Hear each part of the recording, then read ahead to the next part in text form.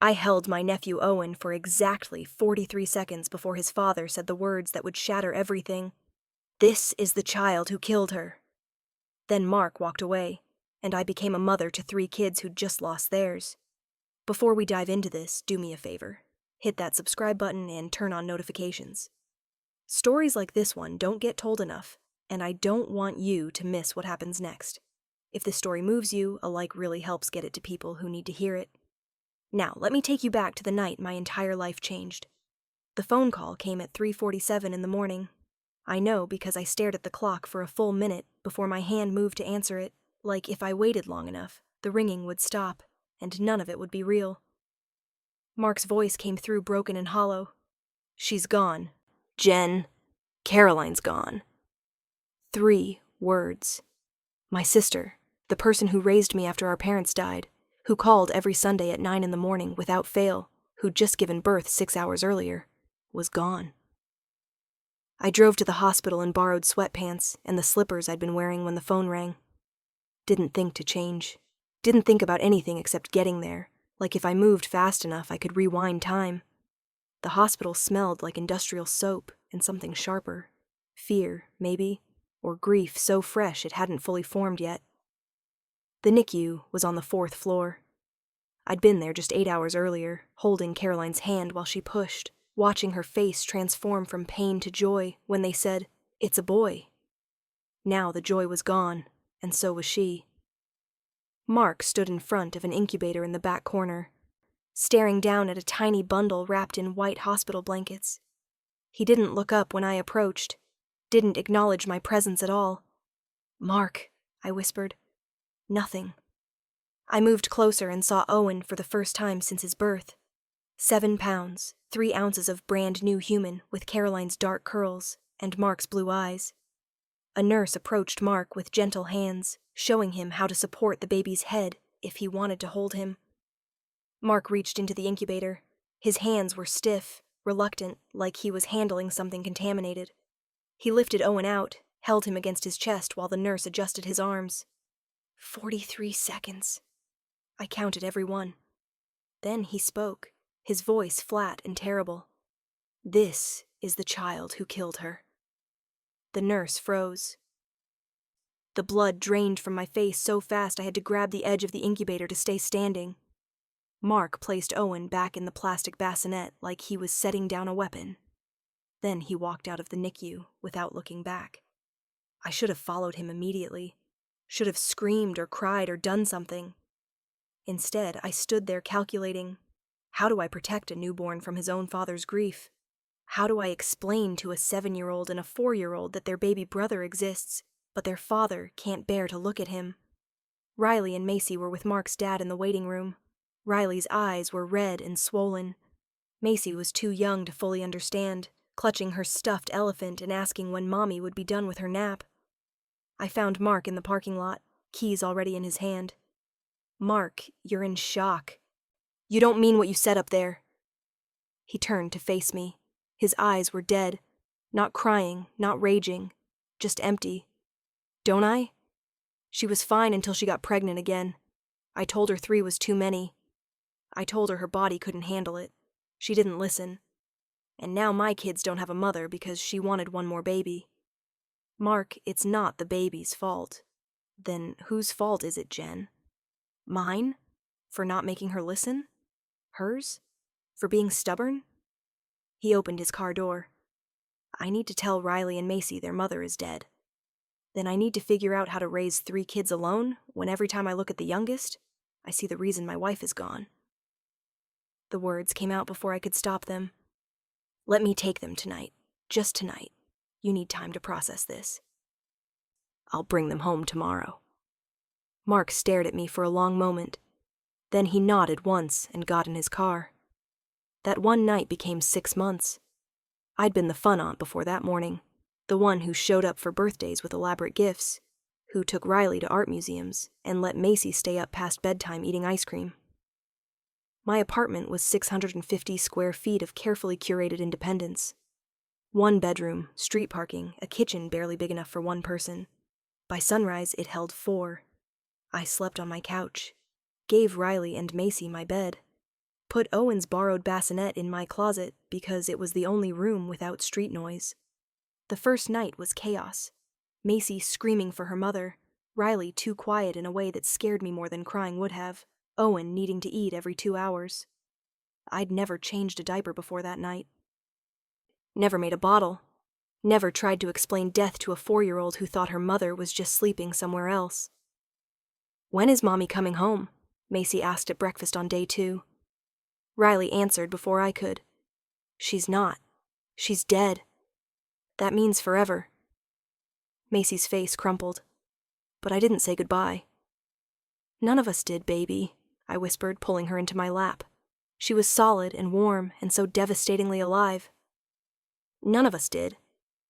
Mark was supposed to come for them that afternoon. Then the afternoon passed. I called him that evening. "I can't yet," he said. His voice sounded far away. "I walk into their rooms and I see her. I look at the baby and I see, just give me a few more days." Few more days became a week. The week became 2. Quick pause.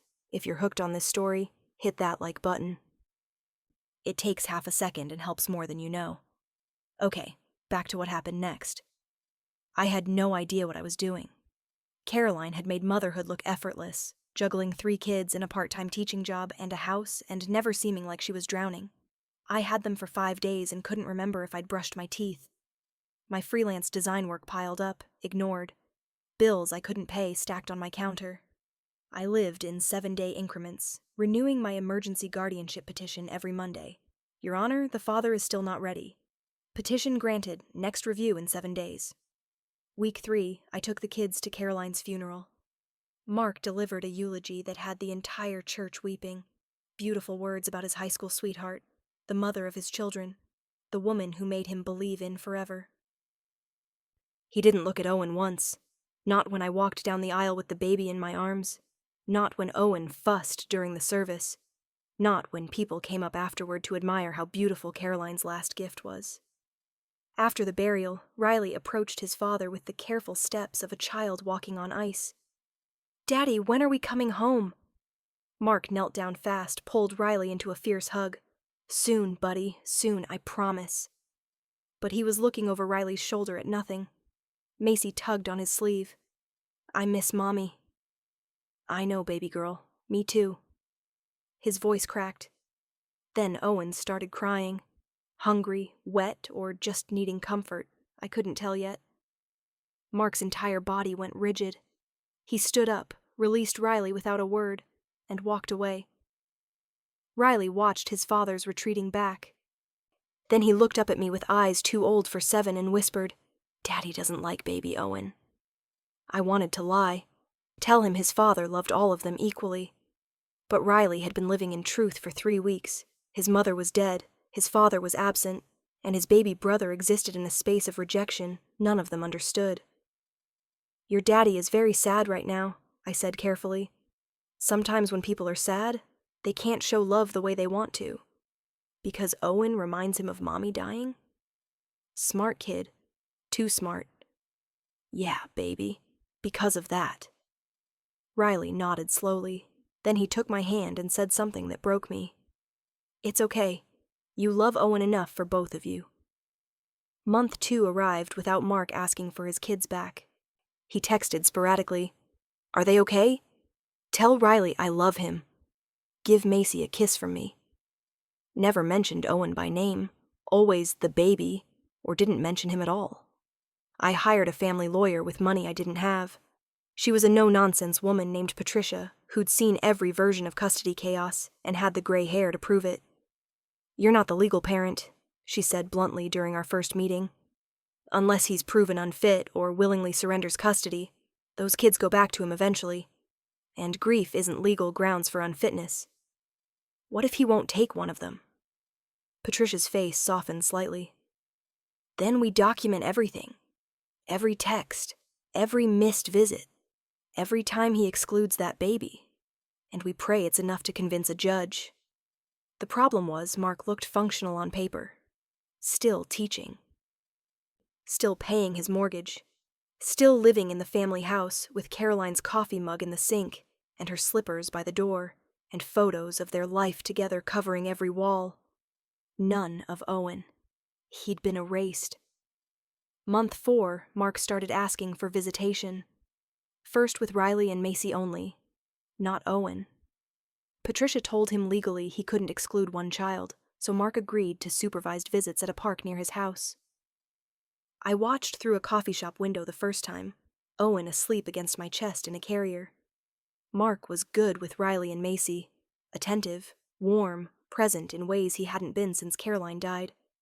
He pushed Macy on the swings, threw a football with Riley, laughed at something Riley said. Then I walked over with Owen, and Mark's face changed. Not angry. Worse, blank. Like he'd hit a switch and turned off everything that made him human. "Daddy, don't you want to hold Owen?" Riley asked. "Aunt Jen says he smiles now." Mark stared at the sleeping baby. His jaw worked. Finally, "Maybe next time, bud." Riley's face fell. He was 7 years old and already learning that his father's love came with conditions. That night, Riley came to my couch at 2 a.m, where I was sleeping among piles of unfolded laundry and unpaid bills. "Aunt Jen? I heard Daddy crying last time we visited, through the bathroom door. He kept saying, 'I'm sorry, I'm sorry, I'm sorry.'" I sat up, making room for him. "What do you think he was sorry about?" "I think he's sorry he hates Owen. I think he's sorry Owen killed Mommy." Riley's voice broke. "But it's not Owen's fault, is it? The baby didn't mean to." "Babies don't mean to hurt people." I held my nephew while he sobbed. This small boy carrying guilt that belonged to adults, trying to make sense of a father who could only love 2 out of 3 children. The next morning, I found a letter Caroline had written to me, dated 1 week before Owen's birth. Mark had given it to me at the funeral, and I'd been too shattered to open it until now. Her handwriting was messy, rushed, like she'd known she was running out of time. "Jen, if you're reading this, something went wrong. I made you their guardian because I trust you, but also because I know Mark in ways he doesn't know himself. He's so good at loving what's in front of him, but terrible at grieving what he's lost. His mother died having his younger brother when Mark was 8. He's never forgiven that baby, who's now 31 years old, for existing. If I die in childbirth, he'll do the same to Owen. Don't let him. Fight for that baby, even if it means fighting Mark. Owen deserves a life that isn't defined by the death that brought him here. I love you. Thank you for being the person I could trust with this." See, she knew. She knew Mark would do this, and she still asked me to fix it. Week later, Mark filed for full custody. His lawyer's petition argued that Mark was financially stable, emotionally stable according to his grief counselor, and the biological father. That the children belonged with their parent when possible. That I had no legal standing beyond emergency guardianship. That his temporary inability to bond with the infant was a grief response, not abuse. The court set a hearing for 6 weeks away. Until then, Mark got increased visitation, unsupervised, overnight with Riley and Macy. Still wouldn't take Owen. The custody hearing was held in a windowless courtroom that smelled like old wood and institutional anxiety. Patricia presented our evidence methodically. Mark's refusal to hold Owen. His texts that never mentioned the baby by name. Riley's bedwetting that had started during the pregnancy and worsened after Mark's rejection became clear. Mark's lawyer countered with his own evidence. My 1-bedroom apartment versus his 4-bedroom house. My freelance income versus his teacher salary and benefits. My complete lack of parenting experience versus his 7 years as a father.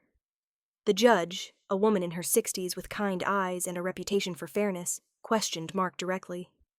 "Mr. Davidson, why have you refused contact with your infant son?" Mark sat up straighter, his teacher voice coming out measured and calm. "I haven't refused contact, Your Honor. I've needed time to process my grief. It's been 6 months. Grief doesn't have a timeline. Do you believe your son is responsible for your wife's death?" The courtroom went silent. Mark's lawyer tensed. Patricia leaned forward slightly. "No," Mark said, but his voice cracked on the word, and everyone heard it. The lie underneath the truth. The judge called a recess. In the hallway, I cornered Mark for the first time in months. "You're going to win," I said. My voice was shaking. "The judge is going to give you custody because you're their father and I'm nobody. But Mark, look me in the eye and tell me you won't hurt that baby. I would never. Not with your hands, with your absence, with your silence, with the way you look through him like he's invisible. That baby will grow up knowing his father blames him for existing. Is that what Caroline would have wanted?" Mark's carefully constructed composure shattered. "What do you want me to say, Jen? That I look at him and don't see her dying? That I hold him and don't feel her slipping away while the doctors tell me there's nothing they can do? I can't. God help me, I've tried, but I can't." "Then you're not ready, and I won't let you take him just to destroy him slowly." Mark's lawyer interrupted, suggesting mediation before the judge ruled. The proposal: Mark gets full custody of Riley and Macy. I get temporary guardianship of Owen until Mark completes intensive trauma therapy. Revisit in 1 year. Split the siblings to save the baby. I asked Riley and Macy what they wanted. Riley cried and said, "I want Daddy, but I want Owen too.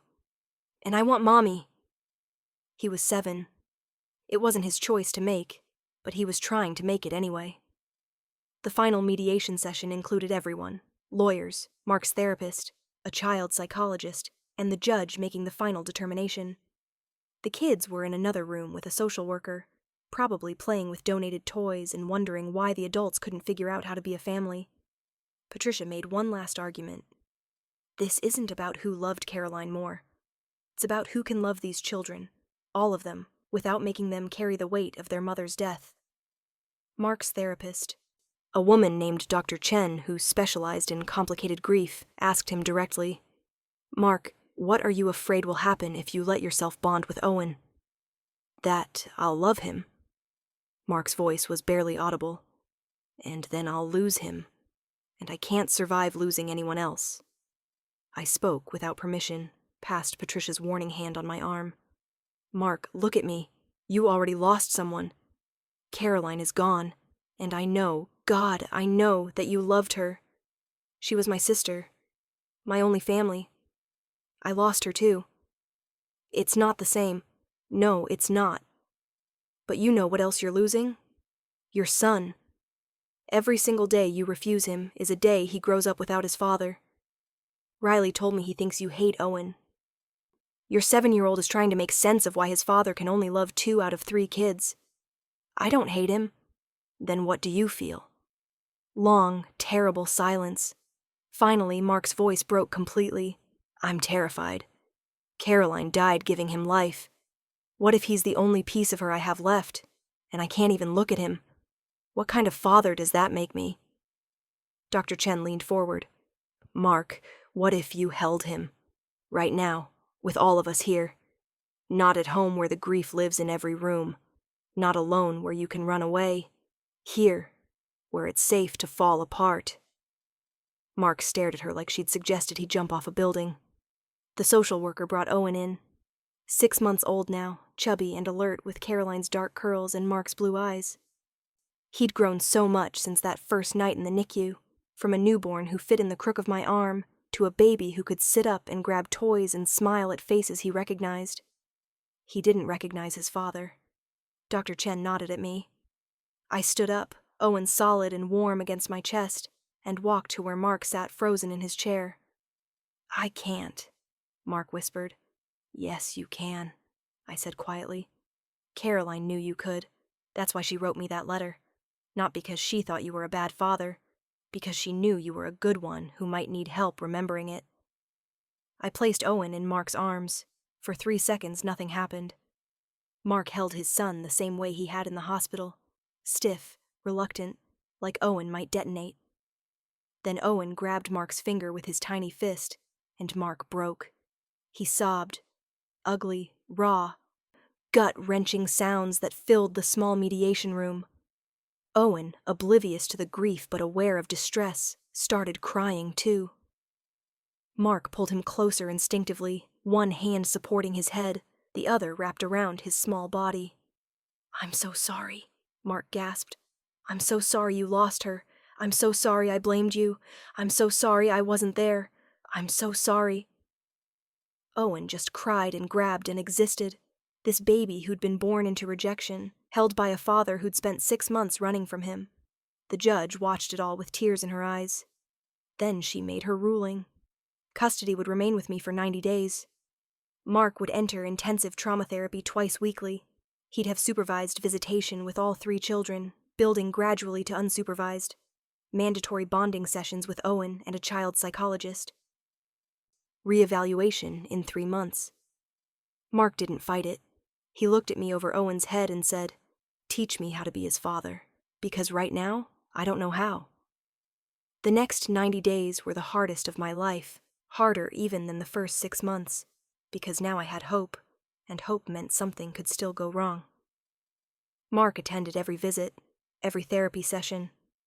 The first week, he held Owen for 5 minutes with his hands shaking the entire time. The second week, he fed him a bottle and cried through it. The third week, he changed a diaper and laughed when Owen peed on him. Week 6, Mark asked to take Owen to the park, just the 2 of them. I handed over the diaper bag and the baby and tried not to have a panic attack in my apartment until they returned safely an hour later.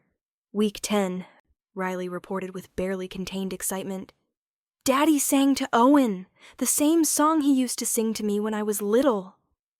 I moved to a 2-bedroom apartment using Caroline's life insurance money. Money that felt like blood money, like profiting from my sister's death, but also like the last gift she could give her kids. Riley and Macy got the bedroom. Owen's crib went in my room because he still woke up twice a night, and I couldn't let him cry it out. Couldn't let him think the world had abandoned him again. I turned down freelance projects, went to bed exhausted every night, understood for the first time why Caroline always looked tired, but claimed she'd never been happier. 3 months after mediation, we returned to court for the final evaluation. Mark's therapist reported significant progress. The social worker said the children were thriving in my care, but clearly bonded with their father during visits. The judge asked Mark the question that would determine everything. "Mr. Davidson, are you ready to be a full-time father to all 3 of your children?" Mark looked at me before he answered. We'd become something like partners over the past months, texting about Riley's homework, coordinating Macy's tantrums, sharing updates about Owen's milestones. Not friends, exactly. More like 2 people cobbling together a family from broken pieces. "I'm ready to try," Mark said carefully. "But I want to ask the court for something. I want Jen to remain a legal co-guardian. Not because I can't do it alone, but because these kids have already lost their mother. They shouldn't have to lose the woman who saved them, too." The judge approved shared custody. Kids would live primarily with Mark in the house where Caroline's memory lived in every room, but I'd have them every weekend and Wednesday nights. Both of us had legal decision-making power. Not perfect, not the way any of us imagined our lives going, but together. 1 year after Caroline's death, we all visited her grave together. Mark, me, Riley, Macy, Owen, now walking and chattering in nonsense syllables, and Mark's father, who'd been quietly supportive through all of it. Riley placed flowers, daisies, Caroline's favorites.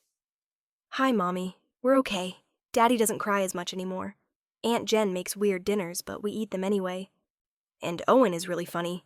He does this thing where he throws his food and laughs, and Daddy pretends to be mad, but he's not really—" Mark interrupted gently, one hand on Riley's shoulder. "Riley, you don't have to report. She knows." "How do you know?" "Because if she's anywhere, she's wherever her kids are. And you're all right here." Then Owen toddled over to Mark with his arms up. "Up, Dada, up." Mark lifted him without hesitation, kissed his curly head. "Hey, buddy. You look like your mama today." Riley's eyes went wide.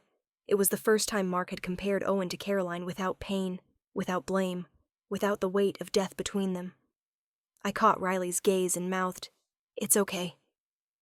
Riley smiled, this radiant, relieved smile that said he'd been holding his breath for a year, waiting for this moment. "People ask if I regret taking them in, if I wish I'd stayed the fun aunt who showed up for birthdays instead of the guardian who fought their father in court and changed my entire life to protect 3 kids who weren't biologically mine. The truth is, I didn't have a choice. Not really. When someone you love dies, they leave behind more than grief. They leave behind the people they loved, and you can either step up or step away. I chose to step up. My sister died bringing Owen into the world, and for 6 months, I thought Mark might never forgive him for that. But here's what I learned. Grief doesn't ask permission before it turns to rage. And rage will burn everything if you let it, including the innocent people standing closest. Mark almost destroyed his relationship with his son because he couldn't separate his love for his wife from his fury at losing her. I'm grateful every day that we caught it in time. Parenthood isn't always about biology. Sometimes it's about showing up when no one else can. Sometimes it's about fighting for a child who didn't ask to be born into tragedy.